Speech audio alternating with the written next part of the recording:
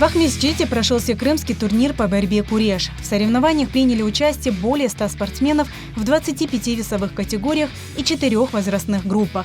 Борьба в каждом весе проходила остро и эмоционально.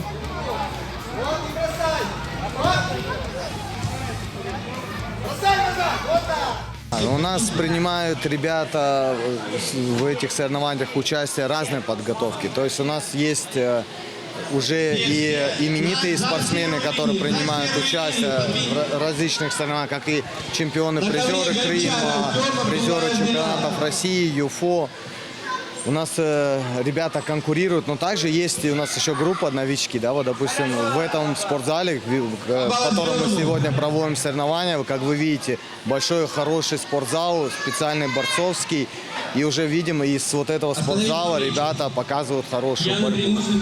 В соревнованиях приняли участие спортсмены от 2,5 до 13 лет из разных уголков Крыма, среди которых были как чемпионы, так и новички. У нас сегодня 8 первых мест. Для нас борьба «Куреш» – это один из основных видов спорта, которым мы занимаемся.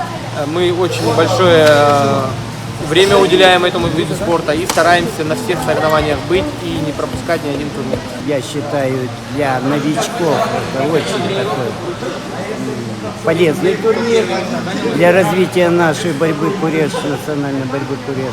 Здесь были красивые броски у малышей 6-леток, 5-леток, которые делали такие красивые броски. Я был доволен. Организаторы отмечают, такие турниры – это стартовая площадка для будущих именитых спортсменов. Ведь здесь можно помериться силами в спаррингах с сильнейшими соперниками.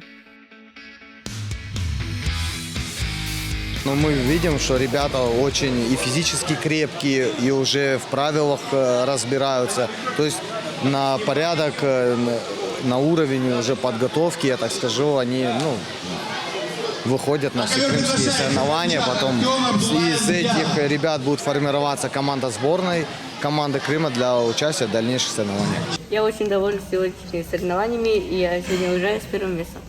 Мне 6 лет. Я хожу на борьбу уже 3 года. Сегодня я выиграл первое место. Я занял первое место.